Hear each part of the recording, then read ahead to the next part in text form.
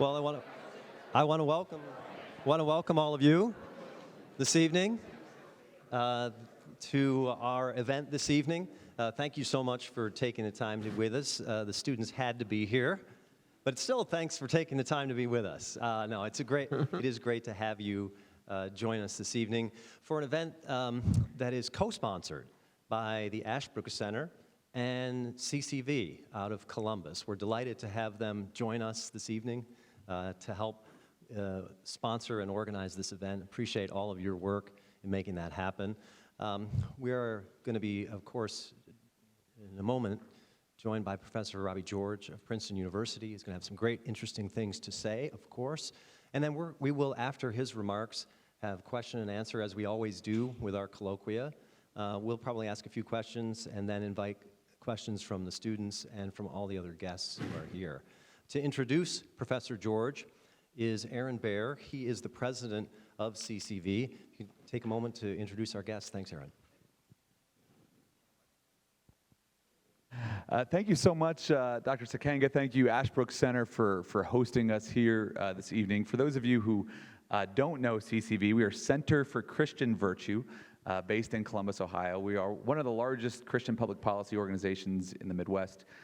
We say we seek the good of our neighbors throughout Ohio by advocating for public policy that reflects the truth of the gospel. And we have amazing folks that work for us, including one of Ashbrook's own, Nalani Jawahar, who's in the master's program here, and blessed to have Nalani working on the team with us. I just want to share real briefly about why it is we're sponsoring this event with the Ashbrook Center and what our hope is with events like this. And beyond just wanting to bring Professor George to Ohio and get to spend a little bit of time picking his brain about the future of our nation. One of the things is, as we work in passing laws, we say the baseline of what we do is we work to pass good laws and stop bad ones. And the nature of the political conversation today is oftentimes pretty brutal, and we don't get to pause and have a conversation around why. And at CCV right now, this is one of the things we feel very convicted about, especially as we look at a post-Roe America. So at CCV, we were instrumental, very involved in the passing of the heartbeat bill. And we're working towards seeing a day where abortion is no longer not just illegal in America, but unthinkable, as our friend Abby Johnson would say. And as we're moving closer and closer to ending the unjust slaughter of unborn life, we want to make sure that we don't just have a legal victory, but this is something that endures. And so the way that endures is not just by drilling down deeper into the electorate, by trying to motivate your base. Those things matter. But having the fundamental question, having the broader discussion around the question of why was it that our nation thought it was a good thing, and many in our nation still do think it's a good thing to take the lives of innocent unborn children. Why is it how is it that abortion has corrupted our thinking around children and family formation and the purpose of marriage and the purpose of family and the disconnect we've created between sex and procreation? These are the types of questions that we need to drill into as a culture and as a society if we want to see victories like the Dobbs case and the heartbeat bill here in Ohio endure. And so a part of facilitating that broader discussion is we decided to launch a series of virtue events. Virtue series is what we're calling this, where we take time to dive deeper into these conversations. And as we were talking through who we'd want to start these events off with, and we're going to be doing these all over the state for the next several years, as we talked through how we wanted to do this, the first person that came to our list, and certainly to Troy McIntosh, who leads our Ohio Christian Education Network, was Professor Robbie George. For those of you who are unfamiliar with Professor Robbie George, I'll give you a little of his background. He is the McCormick Professor of Jurisprudence and Director of the James Madison Program in American Ideals and Institutions at Princeton University. He has also been a visiting professor at Harvard Law School. He is a specialist in moral and political philosophy, constitutional law, bioethics, and the theory of conscience. Beyond the classroom, Professor George is chairman of the United States Commission on International Religious Freedom and has previously served on the President's Council on Bioethics as a presidential appointee to the United States Commission on Civil Rights and is a member of UNESCO's World Commission on Ethics and Science and Technology. Professor George is the author of Making Men Moral, Civil Liberties and Public Moralities in Defense of Natural Law.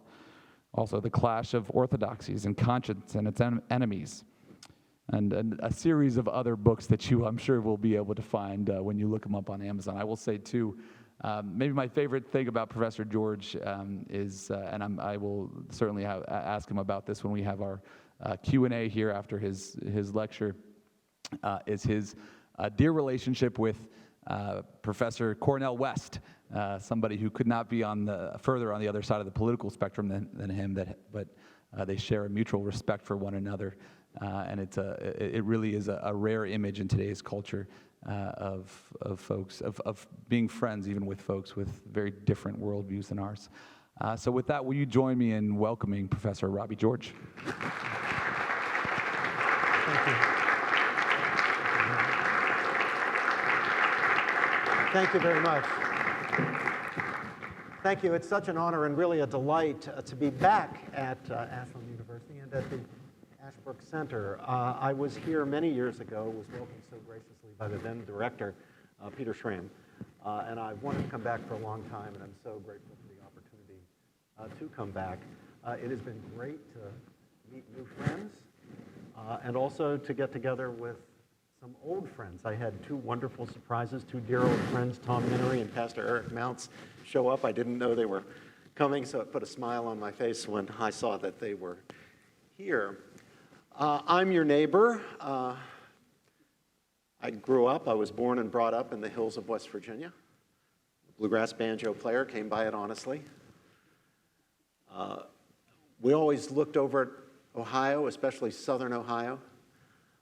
That was where our rich, sophisticated cousins lived. We looked up to them. So I have a certain affection for Ohio as a West Virginian.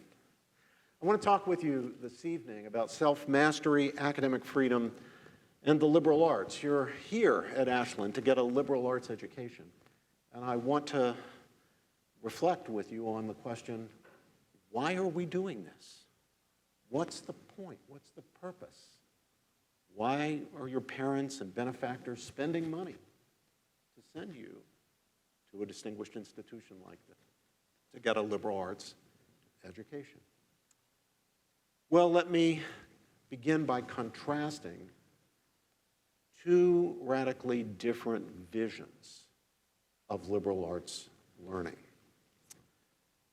When a great many of those who were in the vanguard of the countercultural movements of the 1960s became professors and college and university presidents and deans and provosts in the 80s and 90s, they did not overthrow the idea, or at least an idea, of liberal arts education.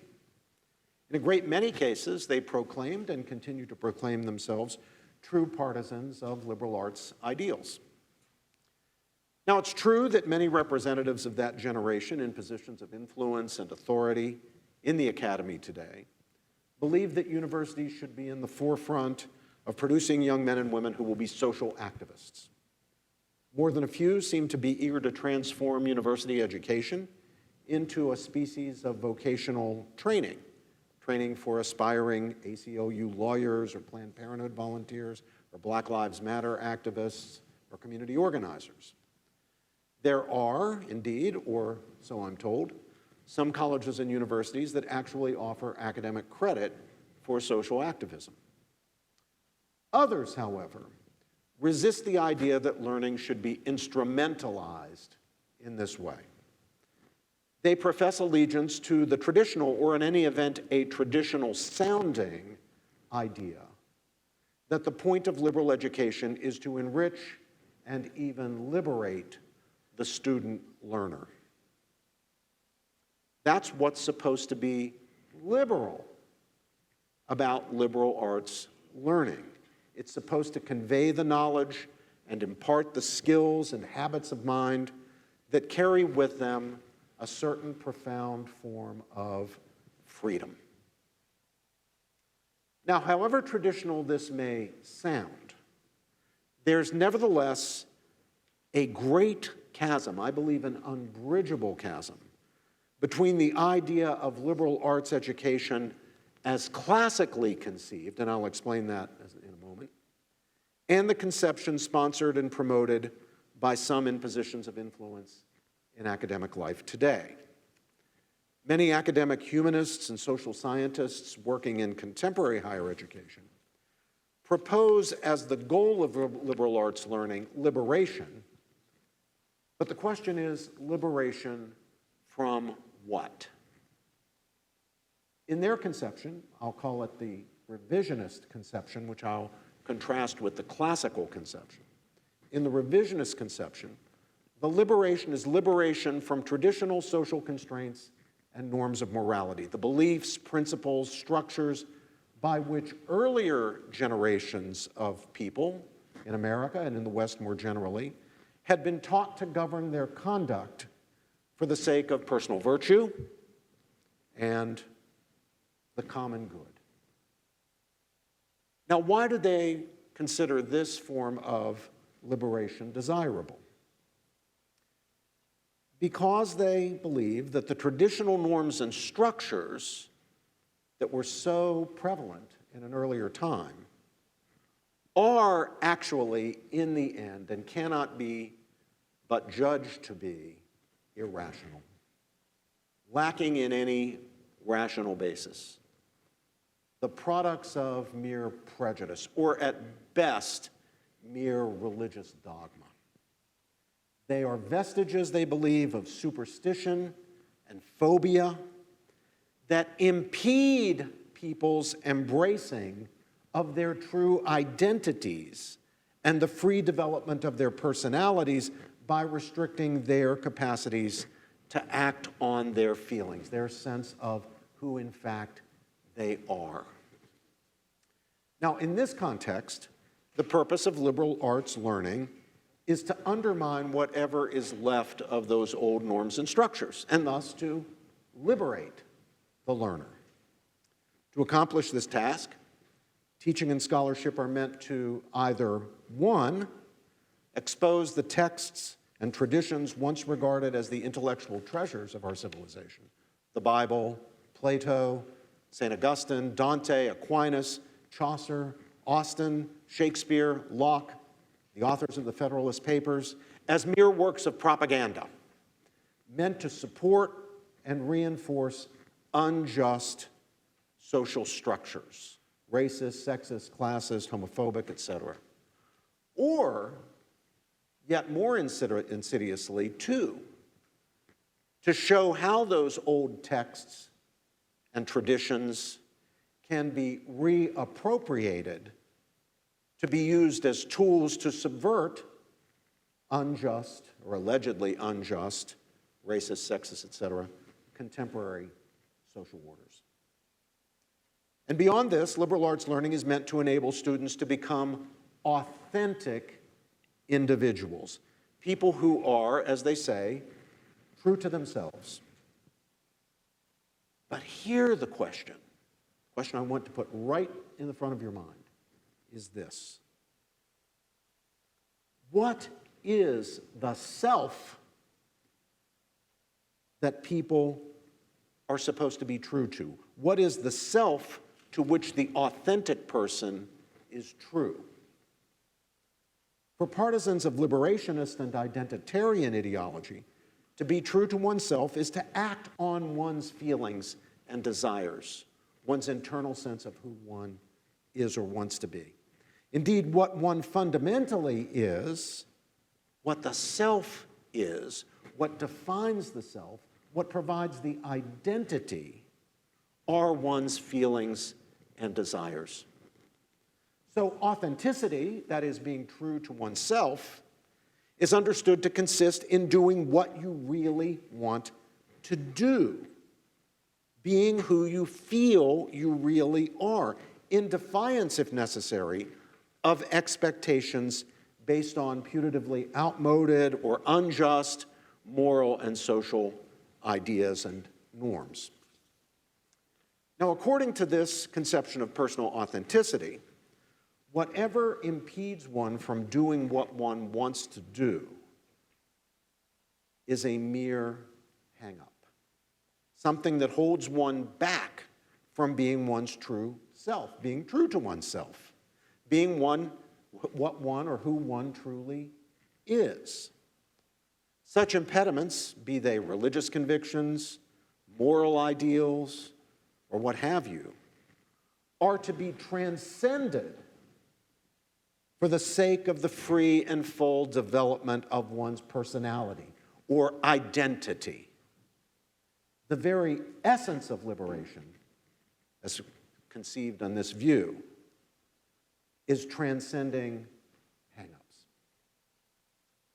Now, nowhere is this clearer than in many freshman orientation programs in colleges and universities throughout the United States, including at my own institution, Princeton, that feature compulsory events, and I realize for many of you this is a compulsory event, that are designed to undermine any lingering allegiance to traditional norms and practices, allegiances that the students might be bringing along from home, perhaps their homes in West Virginia or Southern Ohio. These events are largely exercises in liberationist ideology, however much they may be advertised by university officials as efforts to discourage sexual harassment or racism or sexually transmitted diseases or bullying or what have you. Most of them, including at least until this year when we finally got some reform at Princeton, are utterly one-sided. Dissenting views are simply never aired. The point seems to be to send the clearest possible message to students who may, in fact, dissent from the prevailing ideology, the prevailing identitarian orthodoxy. A message that they are outsiders who had better conform, get into line, or keep their mouths shut. Now, of course, what goes on in these sessions, and in far too many classrooms today, is radically different from what I'm going to call, as I said, the classical understanding of what liberal arts is supposed to accomplish. Formally, but only formally, the classical and revisionist conceptions are similar. Both propose liberal arts as liberating. Both promise to enable the learner to achieve a greater measure of personal authenticity. But in substance, as opposed to form, they could not be further apart. They are polar opposites. The classical understanding of the goal of liberal arts learning is not, I repeat, not to liberate us to act on our desires, whatever they happen to be, but rather and precisely to liberate us from slavery to our desires. Personal authenticity under the classical account consists in self-mastery, in placing reason in control of desire. How many of you have so far been exposed to the dialogues of Plato? Oh, how wonderful. This institution should be ranked #1 in U.S. News and World Report. If that number of hands can go up in a university, an undergraduate program of students who've read Plato, God bless you. I congratulate you. So all of you know that in the well-ordered soul, according to Plato, desire is not in control, is it? Desire isn't put in a place where it can harness reason, relegating it to a purely instrumental role to get the things desired. No, in the well-ordered soul, desire is under the control of reason. The desires, the appetites are there. They're not to be eliminated, but they're to be ordered properly. And what does the ordering? What distinguishes proper from improper? Reason, rationality. So according to the classical liberal arts ideal, learning promises liberation, to be sure, but it is not liberation from demanding moral ideals and social norms. It is rather liberation from slavery to self. Now, how can it be? So many of you have had the experience of reading these authors. I'll bet I could start going down a list. You've now got me really excited. I could go down a list. I could say, how many of you have read Aristotle? How many of you have read St. Augustine? How many of you have read St. Thomas Aquinas? I know a lot of hands would go up. But how can it be? How can it be? You've had the experience. How can it be liberating, freeing, to enter into the great conversation with Plato and his interlocutors, as if you were there with Socrates on the streets of Athens? What is freeing? What frees us? What liberates us to be thinking along with or wrestling with St. Augustine or Dante or Aquinas or Austin? Beyond being entertained by Shakespeare's charm and wit and astonishing intellectual deftness, why should we make the effort to understand and appreciate his works? It's not just to impress people at cocktail parties or to get an A in Professor Skikenga's class. According to the classical liberal arts ideal, our critical engagement with the great thinkers, our critical engagement with the best that has been thought and said, to quote Matthew Arnold, enriches our understanding and enables us to grasp more fully great truths. Truths that when we appropriate them, please note that word, I'll explain it later. When we appropriate those truths and integrate them into our lives, liberate us from what is merely vulgar, coarse, base, mundane, quotidian, low. These are soul-shaping, humanizing truths. That's where we get the word humanities. Humanizing truths. Truths whose appreciation and secure possession elevates reason above passion or appetite, enabling us to direct our desires and our wills to what is truly good, truly worthwhile, truly beautiful, truly worthy of human beings as possessors of profound, inherent, and equal dignity. The classical liberal arts proposition is that intellectual knowledge has a role to play, a vital role to play, in making self-transcendence possible. Self-transcendence, going above where you are. It can help us to understand what is good and what's not, and to love what's good above whatever we happen to desire. Because we can desire what's not good. And so our task must be to figure out what is good so that we can direct, as masters of ourselves, as masters of our desires, direct our desires toward what is good. And it can teach us to desire what is good because it's good. It can teach us to want what's good, not because it'll get us ahead, not because it'll make us rich, famous, high status, give us a great job, make us into celebrities, but rather and precisely because it's good. That's the greatest insight of Plato. I was explaining, Jeff and I did a podcast earlier today, and he asked me a question that was pertinent to here, and I was explaining, just telling the story of my own experience, first encountering Plato's dialogue Gorgias, and having the epiphany,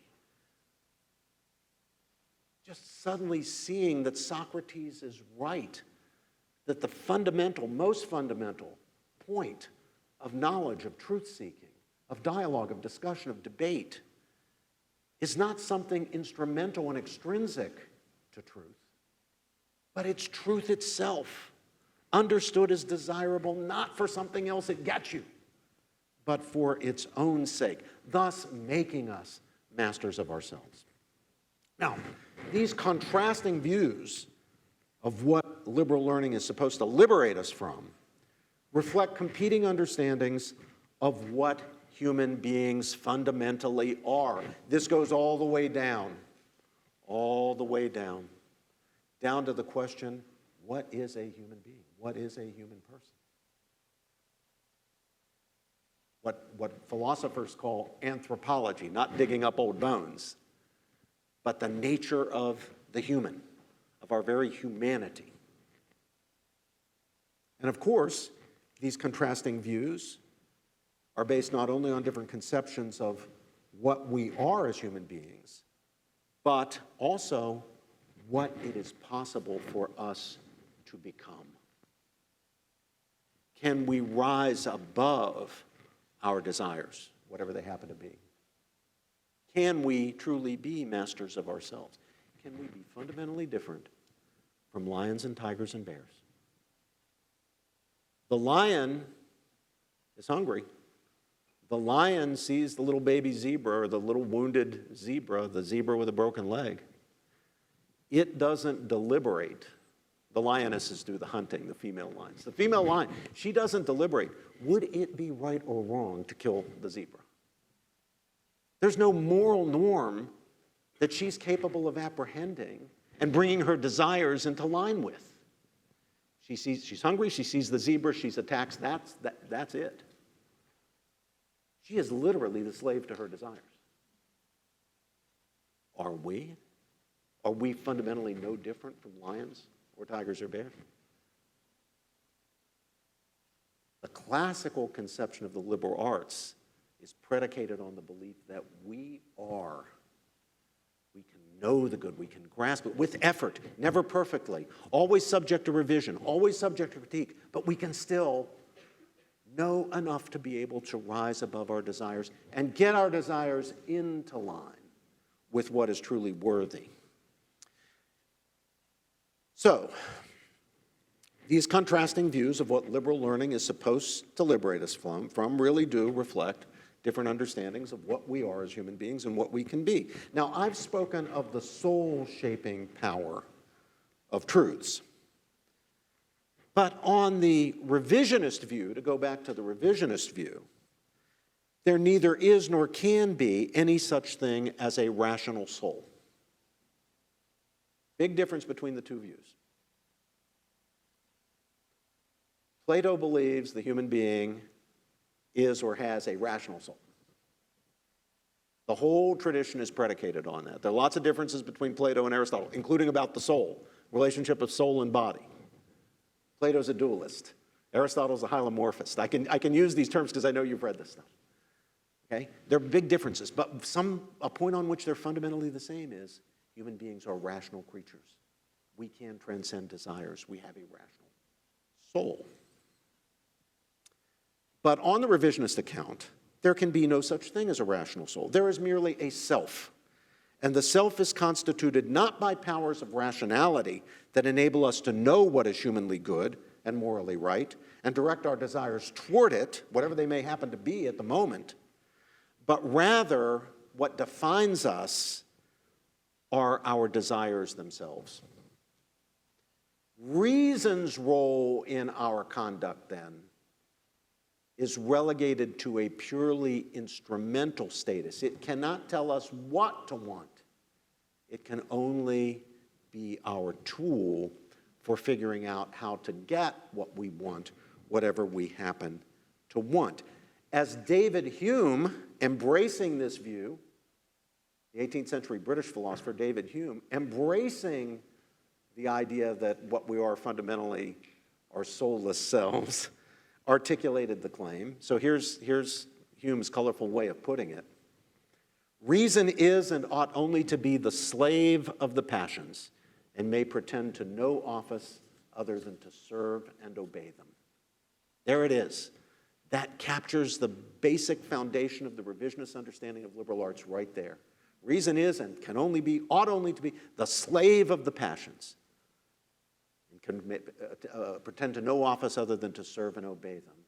Reason can't adjudicate between things people may want, can't tell us what to want. Our wants are brute, they're given. All reason can do is be the ingenious servant, the slave, to help us get what we want. In this, Hume was being very faithful to his great predecessor, the 17th century English philosopher Thomas Hobbes, who said the thoughts are to the desires. By thoughts, he means the intellect, the mind. The thoughts are to the desires as scouts and spies to range abroad and find the way to the thing desired. Again, the purely instrumental conception of practical reason. Reason doesn't tell us what to desire, as Plato thought, as Aristotle thought, as Augustine thought, as Aquinas thought, as Shakespeare thought. It can only tell us how to get what we want, whatever we happen to want. Now, sometimes it's suggested that it was the convention-flouting, colorful figure of Jean-Jacques Rousseau who, above all others, inspired the trend of belief that reached its full flower in the 1960s with the counterculture.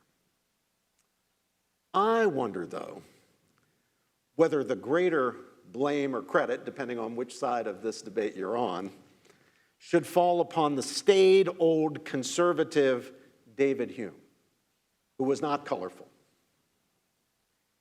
In any event, if the Humean understanding, the Hobbesian Humean understanding, is the correct one, reason is simply the slave of the passions, then the rational soul really is an illusion. And belief in it, and in truths that can liberate us from slavery to our desires, is really just a superstition, a myth.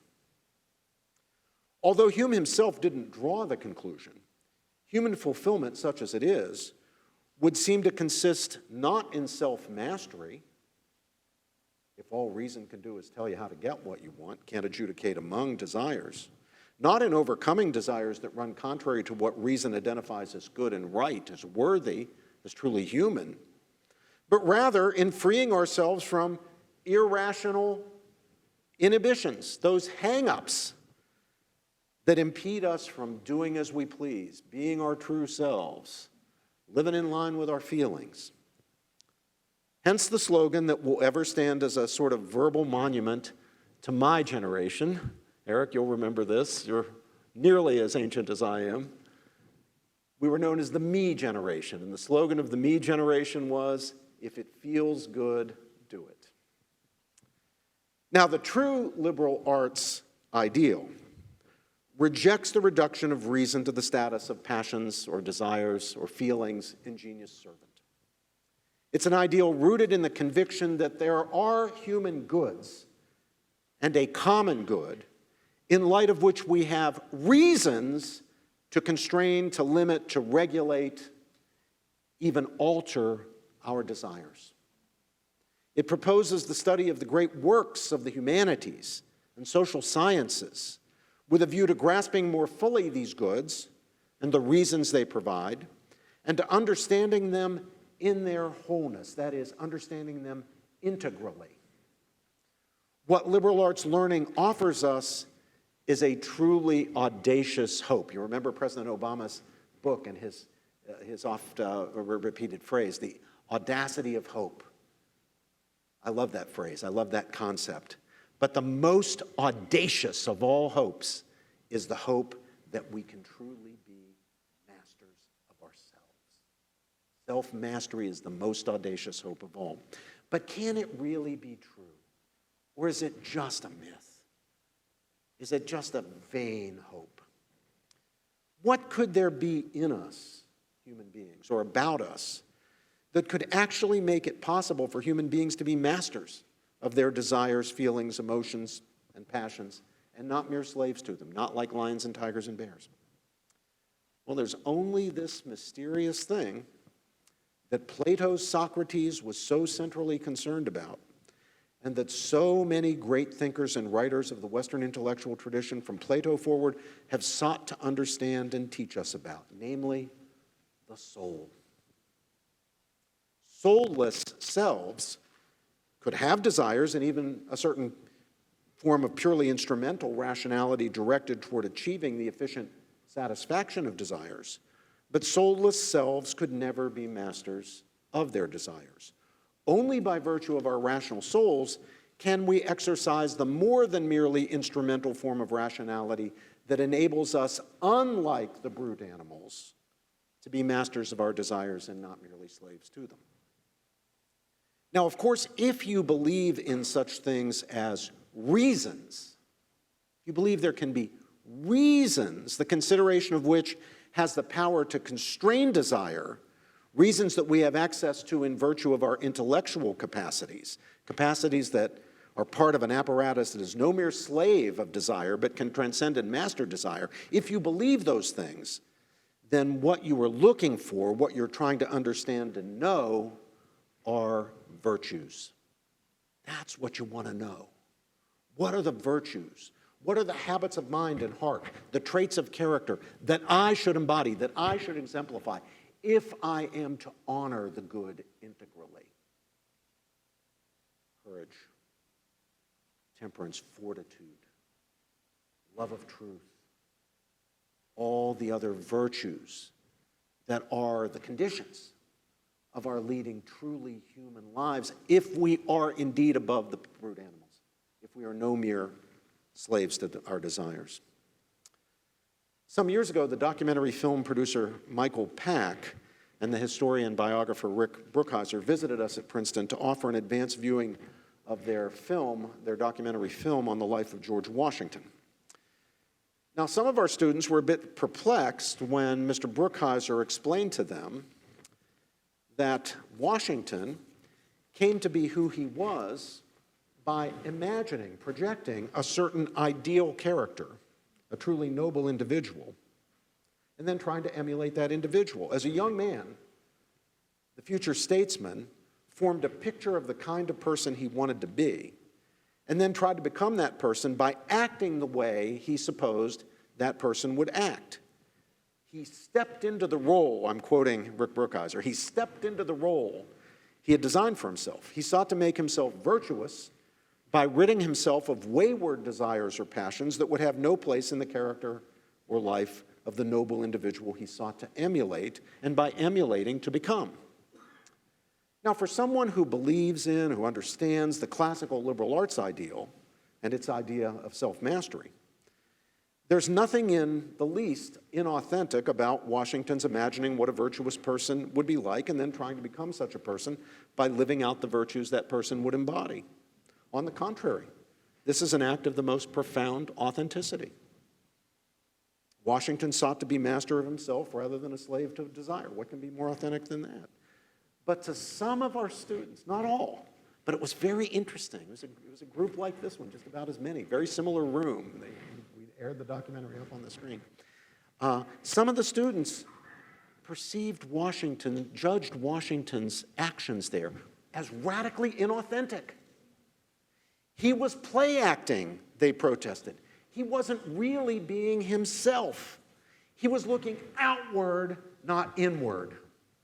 He was looking out to be somebody else rather than looking in to see, what do I feel like? What do I want to be? What are my feelings? Who is the real me? Down there, in there.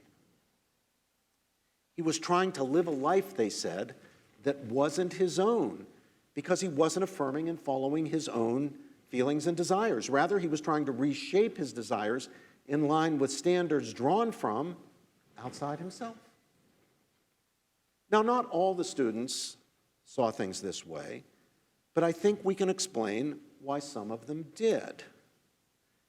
They had come to imbibe this revisionist conception of what liberal arts education is about, what a human being is, what authenticity means, a conception rooted in the idea that we are, in the end, creatures governed by our desires, whose liberation consists in freeing ourselves or being freed from constraints on those desires, whether they be formal or informal, external or internal. They had not considered the alternative view of the human being that is at the core of the classical conception of liberal arts learning, namely that the human being as a rational creature capable of understanding reasons in light of which he can become a practitioner of the virtues that enable him to discipline his desires and become truly master of himself. Now, why had they not considered it? Because I suspect it had never been presented to them as an option worth considering.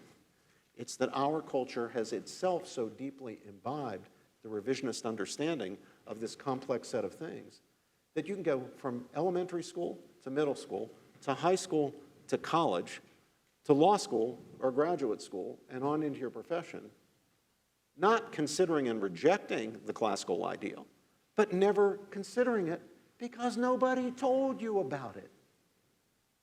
You drink in what the culture has to offer. Now, who was the true founder of the liberal arts ideal? Well, we all know the answer to that question. It was Socrates. At least the Socrates we have presented by Plato, not Aristophanes' Socrates. And Socrates' method of teaching was what? How did Socrates teach? Questions. Asking questions. He went around making a complete nuisance of himself on the streets of Athens, asking people personal questions, tough questions, aggressive questions. He's a great exemplar of what the late Alan Bloom labeled the interrogatory attitude, an attitude that even defenders of the classical liberal arts ideal sometimes fail to exhibit and inculcate in our students. The liberal arts ideal assumes, to be sure, that there are right answers to great moral and existential questions. It's not skeptical. It doesn't say there is no truth. Then there'd be no point in asking questions. There's no truth, there's no point in asking questions. The only point in asking questions is try to get the truth of things. It's the enemy, not the friend of moral relativism. But liberal arts teaching is not fundamentally, it's not at all about telling students what the right answers are, even when we are justifiably confident that we have the right answers. I know it sounds like a cliche, but a lot of times cliches are true. And here's a true cliche. Your professor's role is not to tell you what to think. It's just not my job. It's not Jeff's job. It's not any of your professor's job. It's to help you to think, empower you to think, encourage you to think more deeply, more critically, and that includes necessarily self-critically, because you know you're going to be wrong about some things. And above all, for yourself. Think deeply, think critically, including self-critically. Think for yourself. That should really be your attitude. That is the interrogatory attitude. That's the attitude you should have toward your learning. That's the attitude your professor should exemplify in the classroom. They do that by presenting you with the best that has been thought and said on the competing sides of issues, irrespective of what I happen myself to think. I may be firmly convinced that one side's completely right and the other side's completely wrong. About a lot of things I am firmly convinced. But it's not my job to get my students to think the way I think. It's my job to enable them to think deeply for themselves. Students have to appropriate the knowledge, not just have truth or knowledge mainlined into their brains. I was teaching wonderful seminar. I was co-teaching with Alan Gelzo, the great historian, a wonderful seminar last semester on the purpose of universities. And we had 20 of the most brilliant students. It was a fantastic seminar. Sometimes you just get really lucky. And boy, were we lucky in these students. They were brilliant, every single one of them. And there was a critical moment in the seminar. It was, I think, our next to the last session. So it was well into, we had been studying all the great writings on universities, Newman's idea of a university. We'd gone all the way back into antiquity. We'd read some of the great thinkers of the 19th century, in addition to Newman, on education. A lot of contemporary stuff. We'd read John Dewey's theories of education and so forth. And at one point, the discussion among the students themselves took a turn that prompted me to put the following set of options to the class, and now I'm going to put them to you. Wonderful heuristic device. I said, I'm going to give you two options. You tell me which is the right one to choose. Option one, I'm going to give you in option one a fallacious but very attractive argument for a true proposition, and you will be persuaded by the argument so that you will now have the true proposition in your head. That's option one. Option two, I'm going to give you a valid argument for a true proposition, but it's not going to persuade you. I'm not going to manipulate you. I'm not going to give you a fallacious argument that will persuade you in option two. I'm going to give you a valid argument, but you won't be persuaded. So you will not be affirming at the end of the exercise that truth. You're still going to be wrestling. You won't know the truth in that sense of have it in your head, being able to check the right box on the SAT. Which would you choose? The class divides in half. Some of these brilliant kids say, I want to have in my head the correct propositions. How you get me there is less important to me. The other half of the class is saying, no, wait a minute. Knowledge isn't just the passive receiving of information. To know something isn't just to have the right answer on the SAT in your head. It's to understand the reason for it. I would rather still be wrestling while I'm considering a valid argument whose validity I don't quite yet get than have a true proposition mainlined into my head on the basis of a fallacious argument. Now, I don't know where you come down, but I won't hide the ball. I come down in favor of 2, not 1. And that's precisely because I don't think genuine knowledge is just being able to check the right box on the SAT. Our minds are not just passive, receiving information, recording it there. That's not really knowledge. Knowledge requires, and I'm going to go back to that word I promised I would discuss with you, appropriation. We appropriate, we make it our own by understanding not only that something is the case, but why or how it is the case. And how it's being the case relates to other things that are the case. And understanding, perhaps because we're wrestling, the deeper, perhaps even existential significance of its being the case. That is what I think true knowledge is. And your view on that will shape your idea of liberal arts education and what it's the job of professors to do. So liberal arts learning is not just about receiving and processing information. It's about engaging the best arguments, engaging the best thinkers, wrestling with them, wrestling with the questions they wrestled with. It's about considering arguments, or arguments that can be gleaned from the work of these great figures. Again, whether it's Plato and Aristotle, whether it's the medievals, whether it's the Enlightenment figures, whether it's the great literary figures, whether it's the great figures in economics or science or what have you, whether you're reading Adam Smith or Einstein. It's about considering the best possible lines of counter-argument, the arguments against the view that you hold or attempted to hold, and examining all the different alternative points of view. And the range of alternatives that students really need to be invited to consider needs to be wide.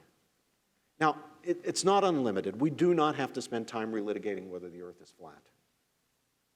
But be wary of anybody who tells you that there's, with respect to any question on which you know, as a matter of fact, reasonable people of goodwill disagree. Be wary of anybody who tells you that arguing about that is like arguing about whether the earth is flat.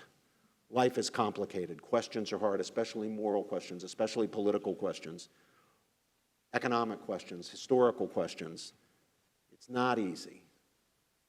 And we need to consider, if we're to be learned people in the liberal arts sense, the best arguments that have been advanced for the competing points of view. Students should not be simply presented with officially approved views, even if they are the right views. Liberal arts education, even in religiously affiliated institutions, is not catechism class. There's a place for catechism class. This isn't it. This is a place where the best that's thought and said on the competing sides. Maybe I'm wrong about it. I'm critical of Hume. Maybe Hume's wrong and I'm right. Maybe we can't transcend our passions. I don't want you to just buy my argument because, on my authority. Hume was a very smart guy. Maybe I'm wrong, maybe he's right. You've got to think about it. You have to consider it. You have to weigh. You have to listen to the evidence and the reasons that the competing people on the competing sides adduce. This is why freedom of thought, inquiry, and discussion are, as John Stuart Mill, the great 19th century British liberal philosopher, taught, so critical. I want my own students to consider seriously a range of possibilities, including some possibilities, Marxism, for example, that I think are not only unsound, but reprehensible, and whose record in human affairs is a record of death and abomination. How about that? I assign Marx in my classes. I assign Marx and Engels. My students read the Communist Manifesto. I assign Antonio Gramsci. Anybody familiar with Gramsci, the great Italian communist of the early part of the 20th century? Really fundamentally revised Marx, smartened Marx up, made Marx more powerful and attractive. I want my students to consider him, despite my judgment that you cannot think of an ideology that has done more evil in the world than communism. The pile of corpses produced by communism far outdoes what Hitler managed to do. And yet, I want my students to consider what Marx had to say. I want them to consider what Gramsci had to say. I want them to hear the profound arguments advanced against Marxism by people like Hayek and Solzhenitsyn and John Paul II and so forth. But I also want them to understand how it was that Marxism could have attracted, and still does attract, the allegiance of many intelligent and morally serious people. Jeff, you will remember, a few of the old-timers here like me will remember the work of the great historian Eugene Genovese. Wrote still to this day, the greatest work on American chattel slavery, Roll, Jordan, Roll. He wrote that, he later abandoned his Marxism, but for most of his life, he was a devout Marxist, and he wrote that magnificent book, Roll, Jordan, Roll. I commend it to anybody who's interested in the slavery history, slavery question. He wrote it in his high Marxist phase. That tells you something. There are things to be learned. I want them to know the arguments of Marx and Gramsci and Adorno and Marcuse and so forth. I want them to consider these arguments fairly on their merits. The task of the liberal arts teacher, as I envisage it, is not to tell students what to think. It is to encourage them precisely to think more deeply, more critically, and for themselves. Now, why? Is it because I think there's something intrinsically valuable about the interrogatory attitude? Alan Bloom might have thought so. There's a big debate about this. The possibility that he did is what opened him up to the charge of relativism and even nihilism, advanced by some culturally conservative critics of Bloom's influential book, The Closing of the American Mind. The great novelist Walker Percy, for example, faulted Bloom in the book review of Bloom's book in the New York Times for allegedly holding the view that the point of an open mind is merely to have an open mind, rather than to arrive at truths that are to be affirmed and acted on. Now, whether or not the charge is just against Bloom, if it is just, if it is true, I think it's a damning indictment. The idea of a mind that never closes on truth is antithetical to the liberal arts ideal. The point of the interrogatory attitude, rather, is precisely to move from ignorance to truths that can be affirmed and act on, from ignorance to truths. But always bearing in mind one's own fallibility. No matter how confident that we are that we've got it right, we know that we are frail, fallen, fallible creatures, and we can have it wrong, which means we always need to be open to challenge, to criticism, to engagement, to listening, to supposing not only that we may have something to teach people who disagree with us, but that we might have something to learn from people who disagree with us. Now, finally, to academic freedom. Now, we begin to understand the much misunderstood and even abused concept of academic freedom when we consider the central importance of the interrogative attitude to the enterprise of liberal arts education. That attitude, the interrogative attitude, the truth-seeking, questioning attitude, will only flourish under conditions of freedom. It can't flourish without it. Freedom, when it comes to inquiry, to knowledge-seeking, to truth-seeking, is like oxygen when it comes to biological life. You cut off the oxygen, you're dead in, what, 3 minutes? Is there a doctor in the house? I think it's 5 minutes, whatever it is, you're dead. You cut off freedom, the knowledge-seeking, the truth-seeking enterprise dies about just as quickly. It can be smothered by speech codes and the like, to be sure, but it can be smothered in less obvious ways. It can be smothered when well-qualified scholars, teachers, and academic administrators are denied or removed from positions of influence or positions of teaching in institutions that claim to be nonpartisan or non-sectarian, or when they're denied tenure or promotion or subjected to discriminatory treatment. It can be smothered by an atmosphere of what used to be called political correctness, people now call wokeness. Perhaps it's worth pausing to ask why we should care so much about academic freedom. Why ought we ought we to be concerned about the rights of a university staff member, for example, who is disciplined or punished for expressing some dissenting opinion? Now, in my view, the reason we should be concerned is not simply that freedom is valuable for its own sake, freedom for the sake of freedom. We want young people and those responsible for teaching them to be free from repression or invidious discrimination, but we fight for these freedoms for a reason that goes beyond the freedoms themselves.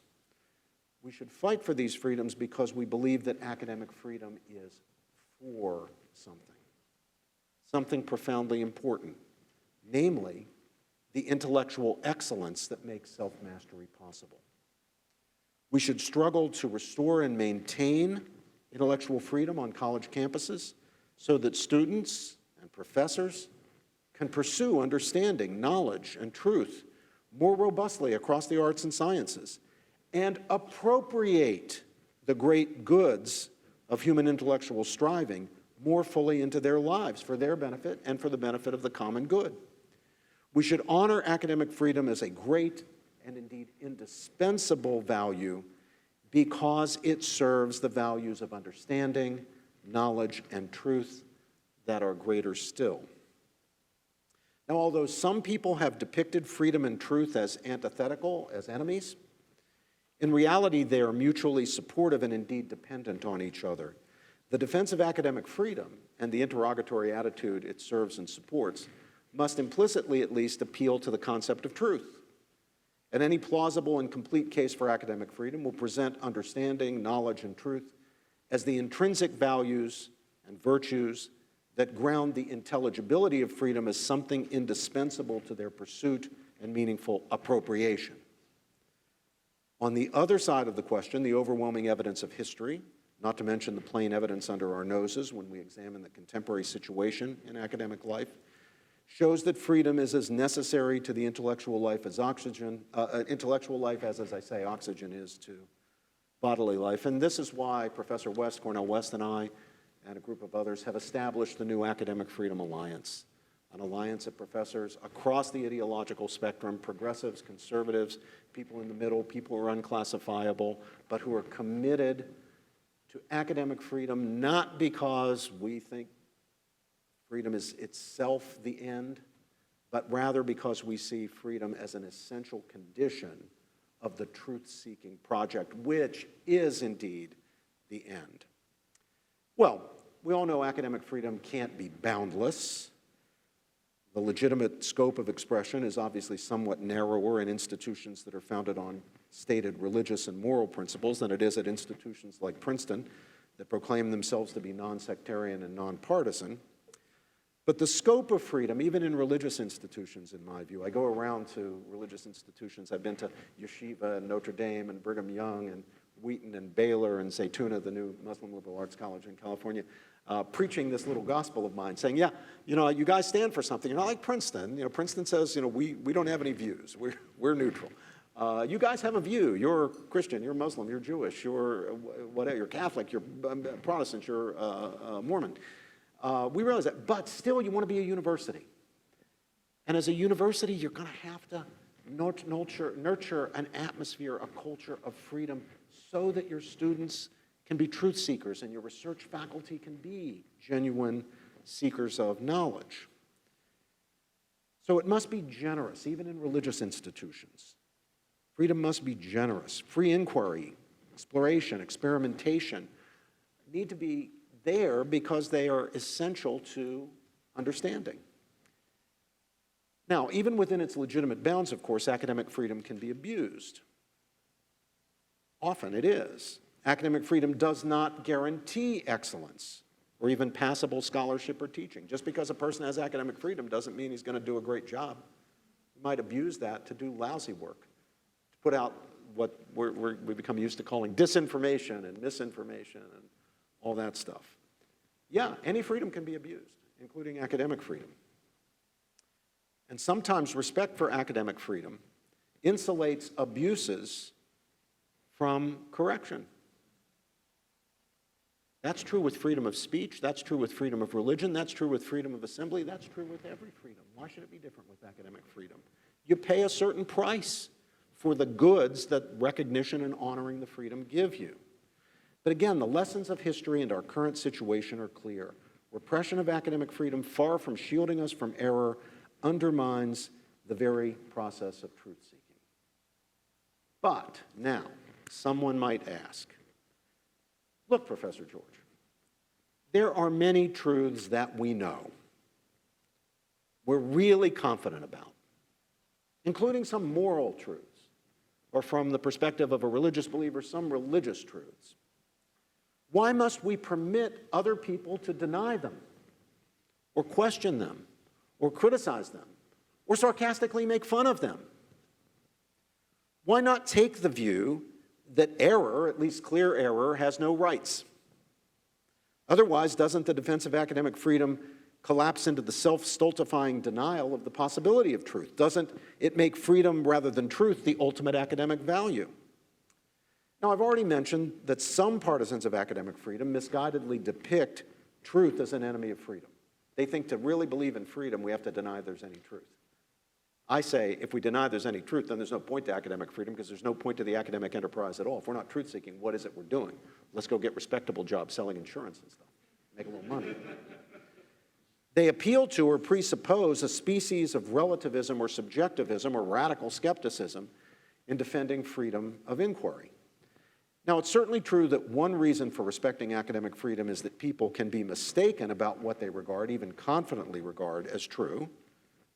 History is full of examples of that. People, including whole societies, including science, being profoundly confident in something they believe is true. Turns out it's not true.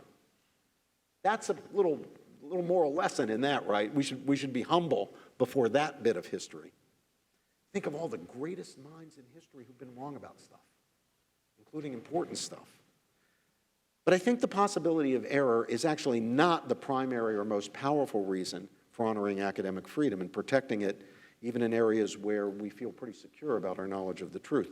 The stronger and deeper reason is that freedom is the condition of our fuller appropriation of the truth. Remember option 1 and option 2. Now, I use that term, appropriation, because knowledge and truth have their value for human beings. This is an important point now. They have their value, knowledge and truth have their value for human beings precisely as fulfillments of our natural capacities for understanding and judgment. That's how they have their value, as fulfillments of the human person. In the same way that friendship has its value as a fulfillment of the human person. The appreciation of beauty and art, so forth, has its value as a fulfillment of the human person. The liberal arts are liberating of the human spirit because knowledge of truth attained by the exercise of our rational powers, not just mainlined into our heads, is intrinsically and not merely instrumentally valuable. Useful knowledge is, of course, useful knowledge as it's sometimes called, is of course all to the good, and it's wonderful when human beings can serve other human goods, such as health, as in the biomedical sciences, or economic efficiency and growth, or the construction of great buildings or bridges, or any of a million other worthy purposes where knowledge is instrumentally valuable. But even useful knowledge is often more than merely instrumentally valuable, and a great deal of knowledge that wouldn't qualify as useful in the instrumental sense is intrinsically and profoundly enriching and liberating. When you really understand, when you're really breaking through, when you've attained a level and depth of insight, when you're getting Shakespeare, you're getting a particular soliloquy in a particular act. The value of that is not instrumental to anything else. But is there anything more profound than the value of that? And this is why we honor, and should honor even more highly than we currently do in our institutions of higher learning, excellence in the humanities and pure science, social and natural. Knowledge that elevates, knowledge that liberates the human spirit cannot be merely notional. It must be appropriated, become part of who we are. It is not and cannot merely be a matter of affirming or even believing correct propositions, checking the right box on the SAT or ACT. The knowledge that elevates and liberates is knowledge not only that something is the case, but why and how it is the case. And typically such knowledge does more than merely settle something in one's mind. It opens new avenues of questioning for exploration. Its payoff includes new sets of questions, new lines of inquiry. That's how science works. But it's also true in the social sciences. And indeed, it's also true in the humanities. To return now at the end to the question, why respect freedom even where truth is known securely? It is because freedom to inquire, freedom to assent or withhold assent as one's best judgment dictates, is a condition of the appropriation of truth by the human subject, the human person for the sake of whom, for the flourishing of whom, for the liberation of whom, knowledge of truth is intrinsically valuable. And it is intrinsically valuable not in some free-floating or abstract sense, but precisely as an aspect of the well-being and fulfillment of flesh and blood human beings, rational creatures whose flourishing consists, at least in part, in intellectual inquiry, understanding, and judgment, and in the practice of the virtues that make possible excellence in intellectual questioning. Virtues that include not only determination in truth-seeking, but also courage in truth-speaking. And that courage is always required precisely when the truths needing to be spoken are truths that a lot of people don't want to hear. One risks one's reputation, one's profession, one's social standing by speaking the truth out loud. So courage is right up there with integrity and honesty on the list of virtues that the truth seeker needs to have. The freedom we must defend is freedom for the practice of these virtues. It is freedom for excellence. That's what virtues are. Excellence is what the Greeks called arete. It's freedom for excellence, the freedom that enables us to master ourselves, to be masters of ourselves. It's a freedom that, far from being negated by rigorous standards, demands them. It is not the freedom of it feels good, if it feels good, do it. It's rather the freedom of self-transcendence, the freedom from slavery to self. Thank you.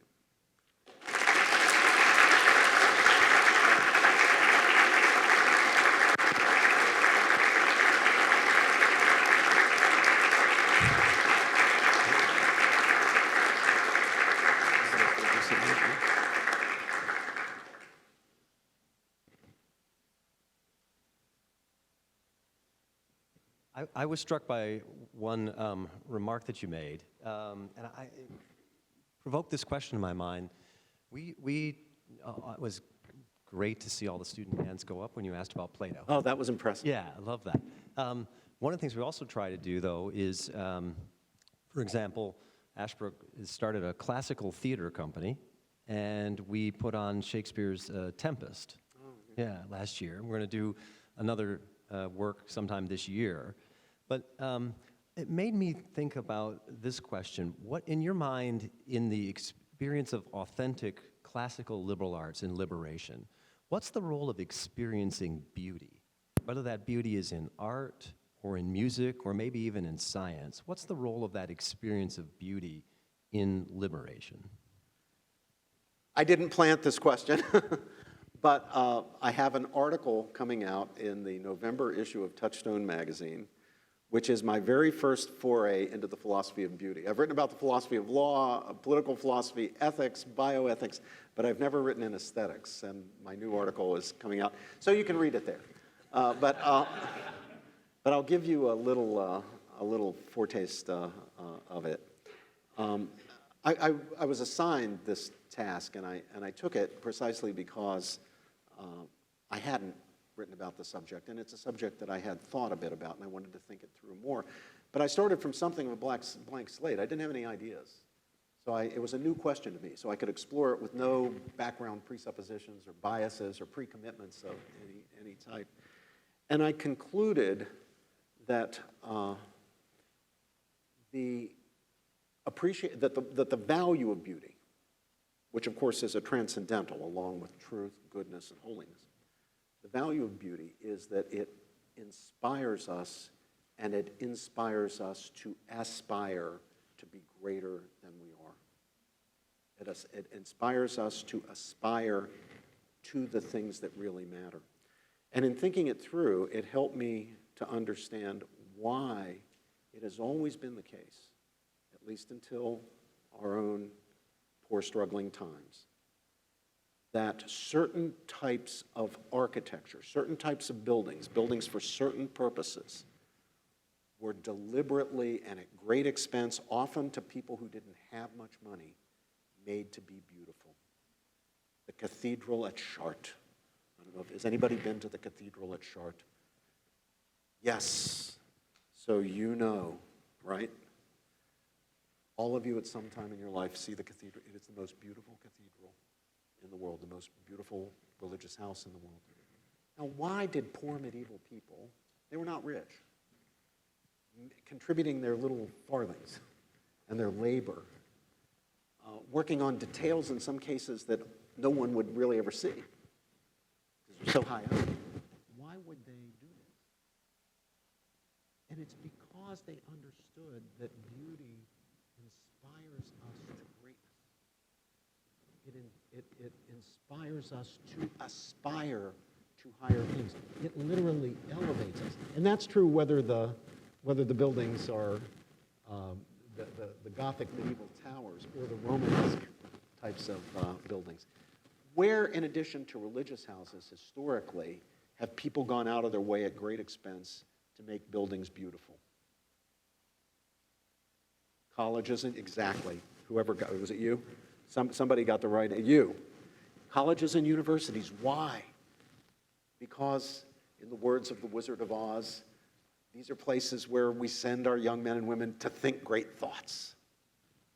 And they're inspired by, among other things, not just the professors, not just the readings, but even the physical environment, the gardens, the towers, the beautiful dormitories that are to be great, to go above, to transcend. Transcendence is the thing. Going higher than what you are. So I think the value of beauty is that it inspires us to aspire to transcendence, to things that are greater. I begin my article by recalling a wonderful experience I had when I was just finishing up my doctorate at Oxford University. And one of my dearest friends there was the dean of my college. It is still called New College. It was new in 1379, and the name stuck. And the dean of New College was a wonderful old Oxford don. He was really the old school. Didn't have a PhD. He's the last of that generation where you weren't expected to have a PhD. And I'm pretty sure the last piece of writing ever produced was his own final Oxford undergraduate examination. That's the way it was for a long time in places like Oxford and Cambridge. But he was very wise. He was the dean. The role of the dean was the chief disciplinary officer. And that meant both what it means here. You deal with the kids who are in trouble for plagiarism or whatever. But it also includes the sort of more general welfare of the students, the way a vice president for campus life or for student life would be in our country. And I was finishing up my PhD, and I got the wonderful news that I had an offer of a tenure-track position at Princeton University. And even in those days, those jobs were hard to come by. So it was big news for me and for my friends, and my friends were congratulating me. But he said something to me that nobody else said, this old school Oxford don, an Edwardian or even Victorian, almost Dickensian character. He said to me, I've never been to Princeton, but I'm told that Princeton is a beautiful place. You need to live in a beautiful place. It's good that you and Cindy, my wife, will be bringing up your children in a beautiful place. Now, for decades, I remembered that comment, and I thought it was interesting. But I didn't think that much about it, and I didn't think it was profound. I just thought, quirky, old-fashioned guy, quirky, old-fashioned, it was cute that he would say such a thing.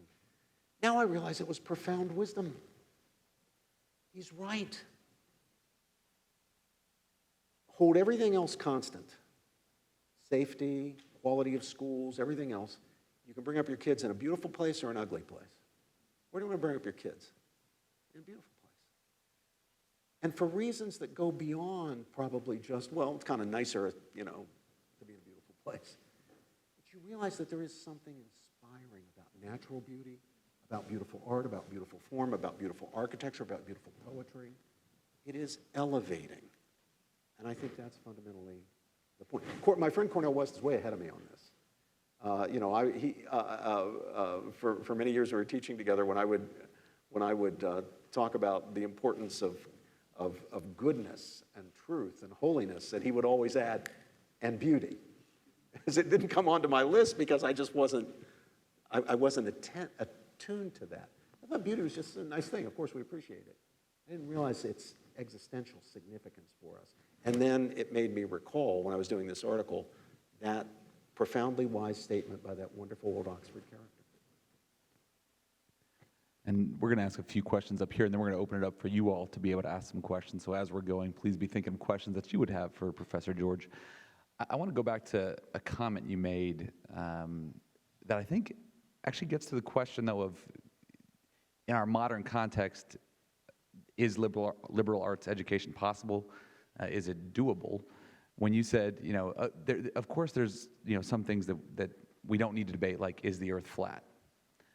10 years ago, maybe even 5 years ago, maybe 2 months ago, we would not have said that the idea that men can get pregnant is an idea that is debatable. But now it's an idea that is mainstreamed in many universities. So when Well, some people say it's not debatable. Right, it's not even debatable. The answer is actually on the other side. So the question for our modern context, where either one, they'll say truth is unknowable, or they'll say truth is something that is actually not in fact true, that's provable not to be true. How do we have a liberal arts education today? Well, on the question of what is and isn't debatable, I tried to make clear, I hope I made clear in my prepared remarks, that we should take a very broad view. For something to be not debatable, we need to be convinced that no reasonable person could hold that view.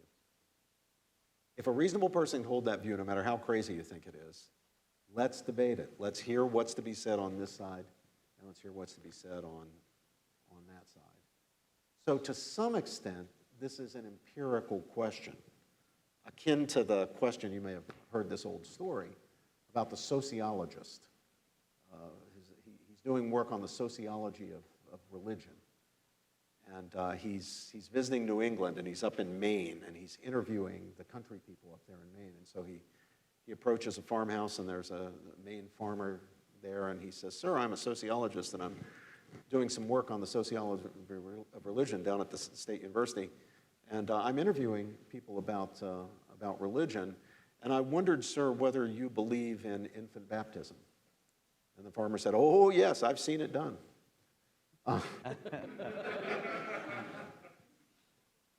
I've seen reasonable people of goodwill advocate positions that I think are absolutely abominable. There's the evidence that that position is debatable. My colleague Peter Singer believes not only in abortion, but in infanticide. He defends the morality of infanticide. He doesn't think human beings are persons until well after birth, and that there's nothing morally wrong, in principle, with killing even a healthy child before a certain period of development, well after birth. Now, I think that's an abominable position. But I think Peter Singer is a very intelligent man, and I think he is an honest man. And he's someone who shares my views about education, about truth-seeking. He doesn't indoctrinate his students. If you look at his syllabus and you look at mine, you couldn't tell which of us was the professor on this or that syllabus because they're very similar. We're both presenting the best readings from arguments on competing sides of all questions, including that one. I have his famous article defending infanticide called "Killing Babies Isn't Always Wrong" on my reading list every year. When we do the week on sanctity of human life issues, abortion, euthanasia, and so forth, I have Singer, and he has pro-life authors on his list. So yeah, I mean, I think like the very thought of killing newborn infants or 8-month-old or 10-month-old infants fills me with loathing. I think it's a horrible thing, but he's prepared to defend it. So my obligation is to discuss it with him, debate it with him, show him that he's wrong. And if I can't show him that he's wrong, maybe he's not. Maybe I am. If it's so obvious that he's wrong, I should be able to show it. I don't want any view, not a single view that no matter my deepest, most cherished, identity-forming views, my religious views, I don't want any view that I hold to be immunized from critique. And you shouldn't either. You shouldn't be immune from criticism, immune from challenge. That's how we grow. That's how knowledge works. That's how we become and remain truth seekers. That doesn't turn you into a moral relativist. You should be prepared to act on your views. I'm an activist in many domains, including the domain of sanctity of human life. But that doesn't mean that I should or morally may refuse to entertain any critique or challenge to my views. Quite the contrary. We're all fallible. We can all be mistaken. And even when we're right, Mill makes one more point. I'm sorry to be pontificating here. Mill makes one more point that I want to commend to you. John Stuart Mill, who's not a person I usually agree with. Much of my career has been made as a critic of Mill's utilitarianism and his libertarianism. But a point on which he's profoundly right is in the second chapter of his famous book on liberty, which is the chapter entitled "Of Freedom of Thought and Expression," freedom of thought and discussion. And he says, look, if I disagree with someone, there are only a limited number of possibilities. I'm wrong and he's right, in which case, if he corrects me by making an argument that shows me that I'm wrong, he's done me a great service. Or he's partially right and I'm partially right. Well, I still don't want to shut down his speech. I still want to engage and listen to him because I want to be corrected on the part that I'm wrong about and he's right about. But Mill takes it now to the third possibility. What if I'm 100% right and he's 100% wrong?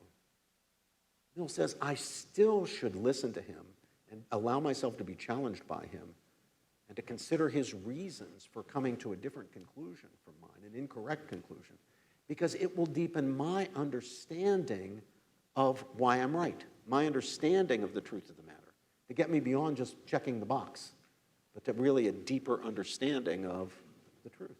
I agree with that. Thought we could throw it open now to all of you for questions.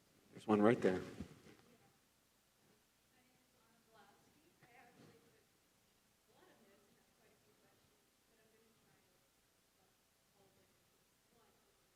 Okay. Do you want a microphone? Yeah, why don't you give her a microphone? Yeah. So one major theme that I picked up on during the duration of your speech was that of groupthink and how society influences academia, what have you, so that people are afraid to come forward with what is seemingly controversial ideology, which really just ends up being classical ways of thinking, such as reading Plato and kind of exploring those different societally controversial trains of thought. And as a future educator myself, I am wondering, is there some way to prevent academia from becoming, like general classical academia, from becoming a dead poets society? Is there a way in this day and age to separate academia from the societal influence that it currently falls under? Good, excellent question, Anna. I suspect, I would infer simply from the fact that I learned a few minutes ago how many students have actually read Plato.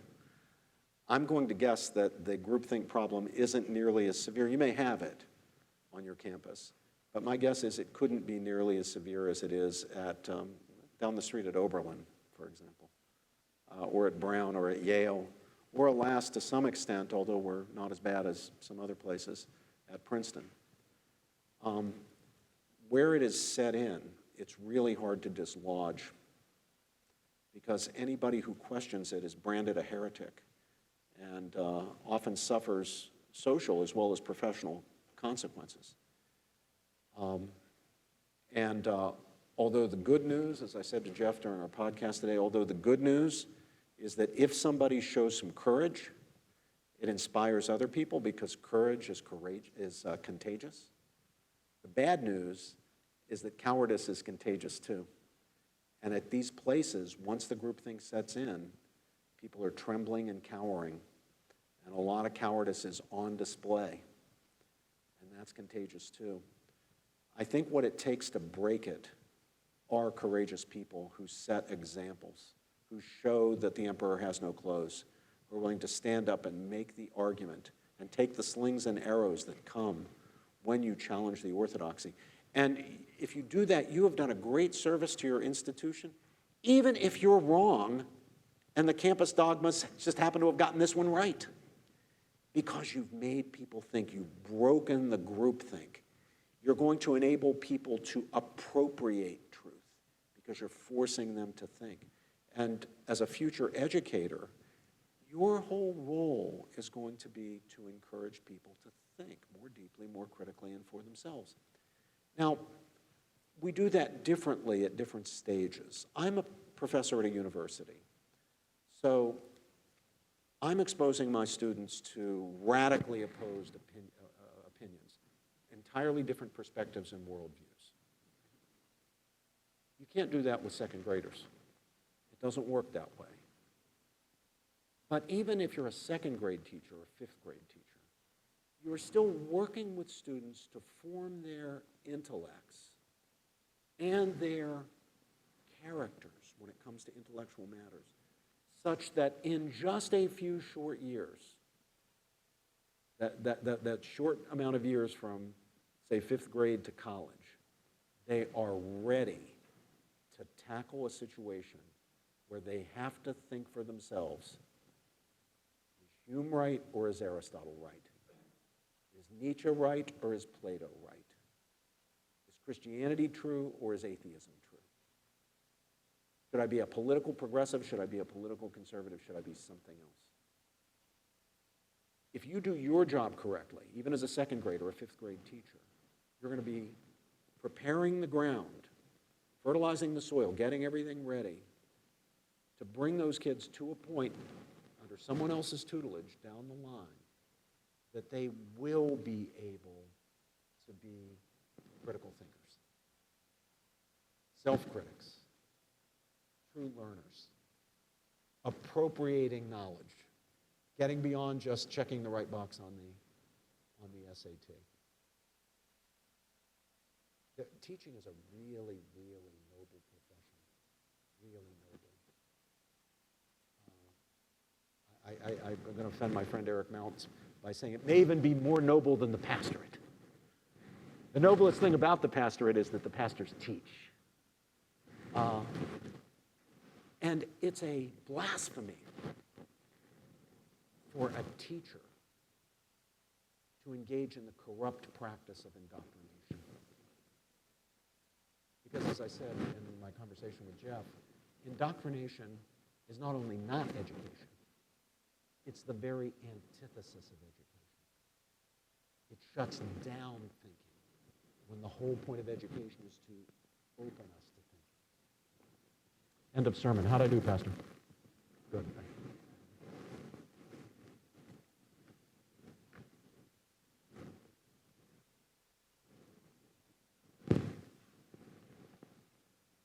Thank you very much for your discussion. It was enlightening.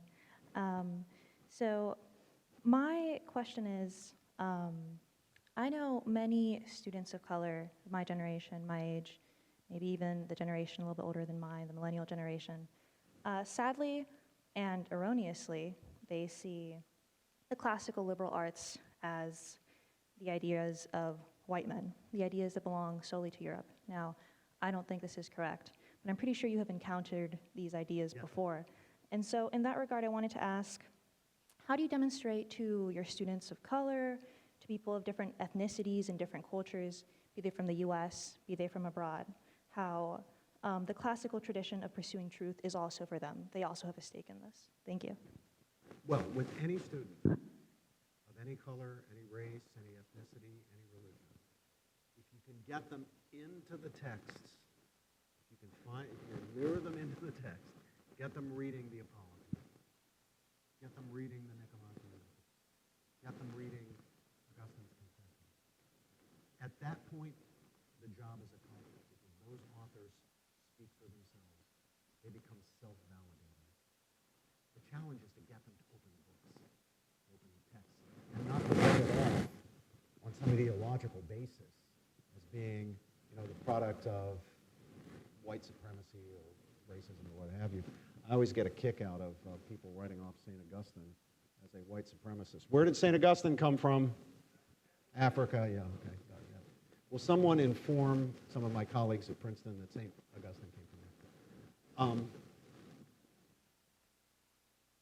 I've found that it is encouraging to some of my students, whether they themselves are from racial or ethnic minorities or not, or just have adopted this view that the great tradition is supremacist. I find it helpful to appeal to the authority of great people who've come before. And here I'm thinking not so much of Plato and Augustine, because the whole point is to get them into those books. I'm thinking of Frederick Douglass, W.E.B. Du Bois, James Baldwin. Why did they value the great tradition? The great medieval historian at Princeton, William Chester Jordan, is black.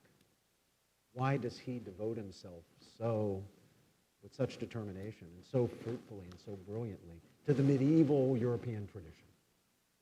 Because he finds great value there, great learning. It transcends race. It transcends ethnicity. But these ideological notions can become blinders. You yourself, I think, were suggesting that they become blinders, and they close people off from their. I love Cornel West says when we're together. He'll sometimes make the point that while there is a certain sense in which, as a black person, he takes special pride in Ellington's music, in the writings of Toni Morrison, and so forth, he also makes the point that as a human being, as a person brought up in the West, I take great pride in Shakespeare and Jane Austen and Dante. And he makes the point that fundamentally, Ellington doesn't belong more to him than to me, and Shakespeare doesn't belong more to me than to him. These figures transcend race, ethnicity, any of those identities, because their works transcend them. We always operate from a particular place. We have a particular background. We don't take the view from nowhere. But the best thinking, whether by ourselves or by great figures from the past, always is transcending locality, particularity. And it's often struck me that most of the great thinkers of history, the great figures of history, the people I regard as teachers of humanity, have themselves been deeply rooted in a tradition. Martin Luther King, in the tradition of the black church, black Christianity. Gandhi, in his Hindu tradition. St. Augustine, in his Christianity. My late beloved friend, Rabbi Jonathan Sacks, one of the great modern teachers of humanity, alas died just a couple of years ago, great loss to humanity. He was a teacher of all of us. He was considered in England the voice of faith, not just of the Jewish community. Jewish community in England is 250,000 people, tiny minority, and yet he spoke as the voice of faith, but not because he stepped away from his Jewish tradition. It's because he was always remaining rooted in that tradition.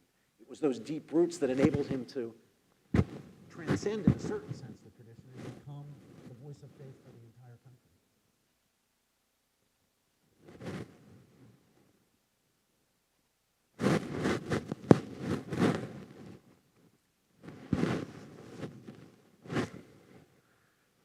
Friend with a bow tie over here. I love a bow tie.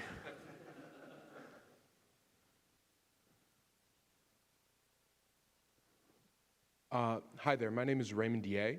In your discussion today, specifically, it seemed like you were largely focused on Western philosophers, Mill, Plato, Aristotle, people, from like ancient Greece going west.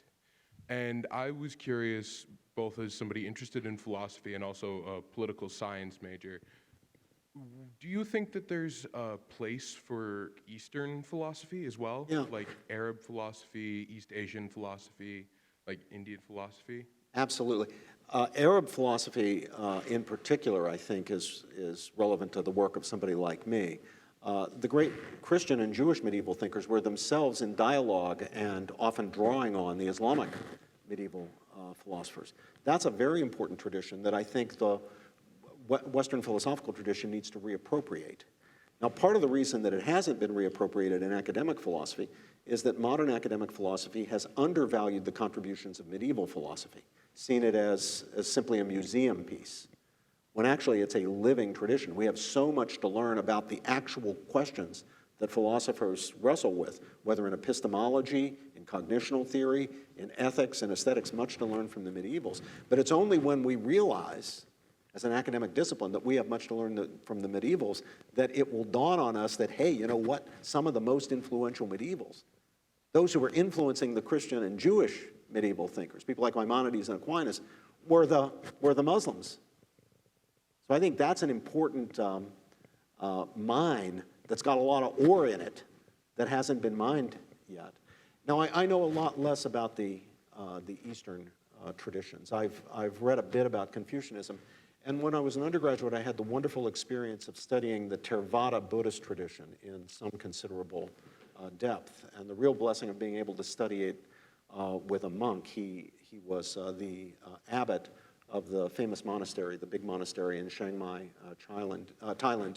His title, his honorific title was Chao Kun. He was the Chao Kun Rajavaramuni. And one of the things that I took away from that experience was the emphasis of the Buddhist tradition, certainly the Theravada tradition, which I think is extremely strong on this, the importance of subjecting desire to control. If you've studied Buddhism at all, you'll know about the concept of anatta, the not self, extinction of the self, extinguishment of the self. Sometimes Westerners, not understanding the Eastern traditions, will think of that as a kind of suicide. But of course, that's not what it means. What it means is mastering your desires. So what I was learning from Chao Kun Rajavaramuni was lining up very much with what I'm learning from Plato. Now, one big difference, though, is this. In the Platonic tradition, in the Western tradition, apart from the more extreme forms of Stoicism, the emphasis is not on eliminating desire or passion, but on harnessing it, on channeling it.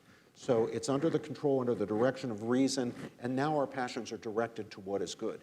Chao Kun Rajavaramuni, speaking for the entire tradition, made it very clear to us, and we had a lot of trouble getting it in the class, the students in the class, that he meant the extinction of desire altogether, not harnessing it, not directing the desires toward good ends, that the ultimate goal, the nirvana, the aim is of the spiritual life is the extinction of desire altogether. There was a dramatic moment when one of the students in the class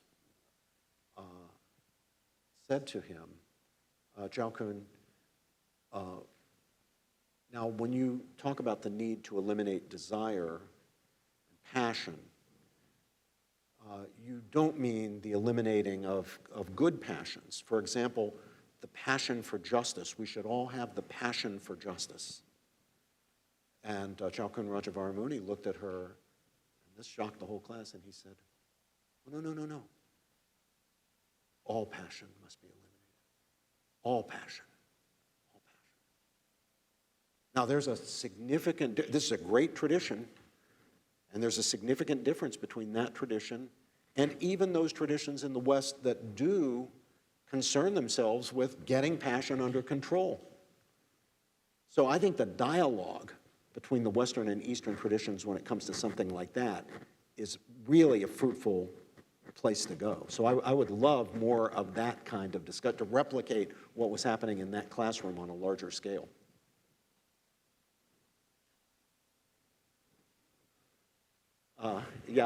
Sir, yes, you'll hand you the mic there.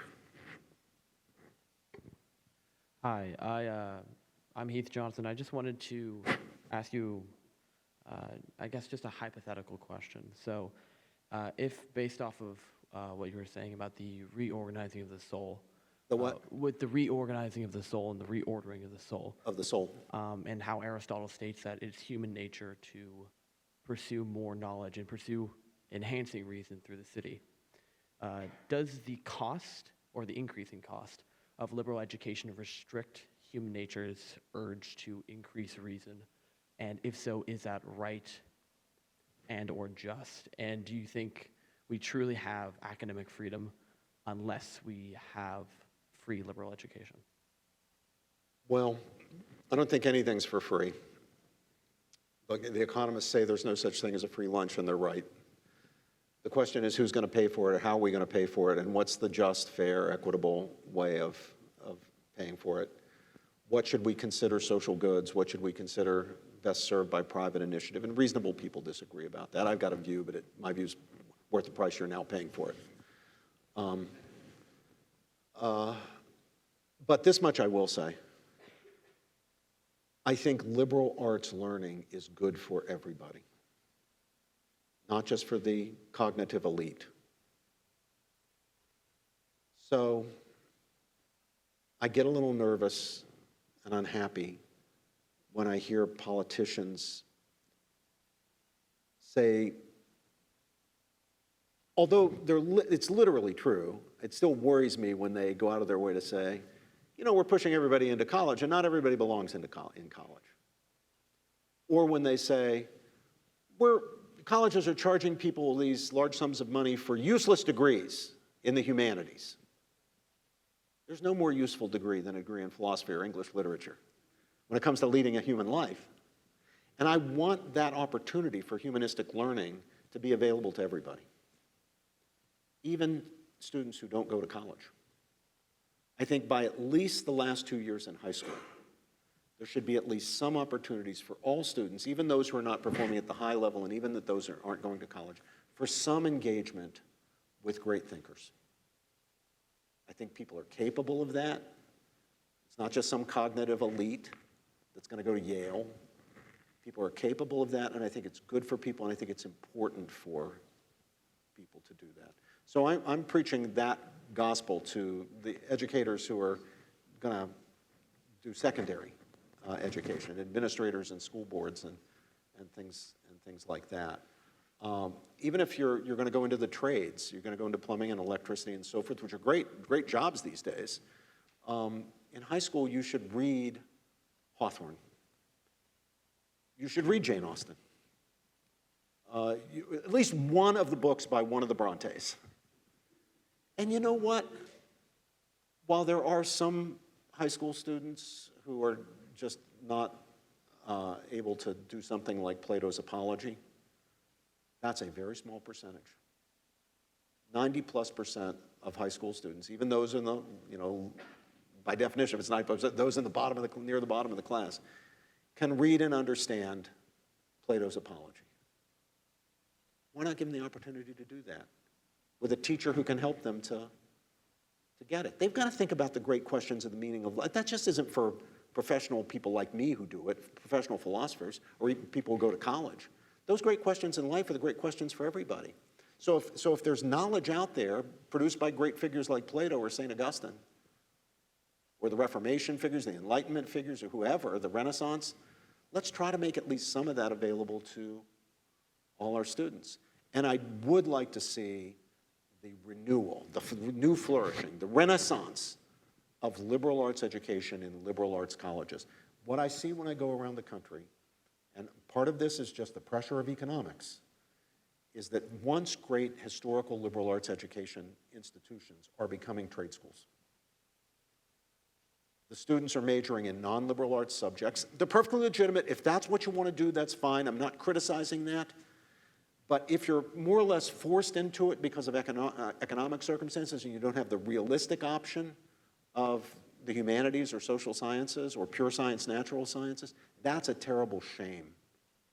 You're no longer a liberal arts college.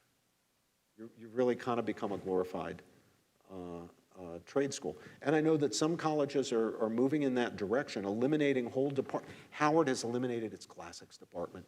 Howard had a great classics department. That's a terrible shame. Students who go to Howard should at least have the option of doing classics. Cornel West has been big on this as well, and he's absolutely right. But part of that is economic.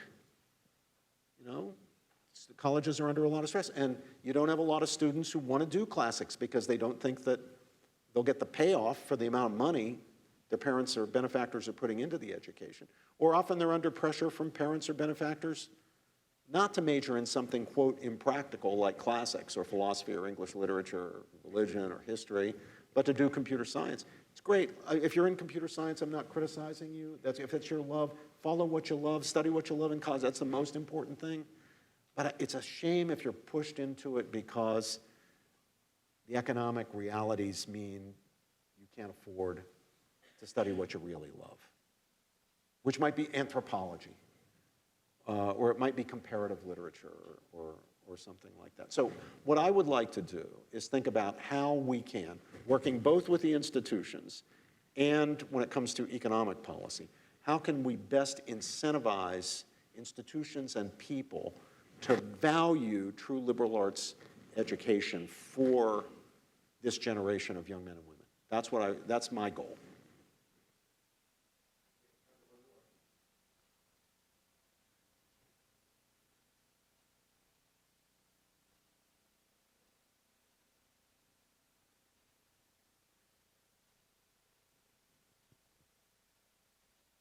I just want to ask, do you think that revisionist faculty in different universities, so faculty who think that you should just follow your feelings, as you were mentioned earlier, do you think those people are a threat to liberal education or perhaps strengthen it because they're offering like different points of view? Oh, I love different points of view. So I want people who advocate that point of view to be there to advocate that point of view. No question about it.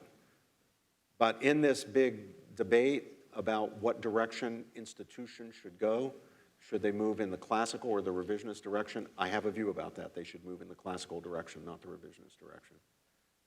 But I don't see people as a threat. Well, will you join me in thanking Professor George for making the time?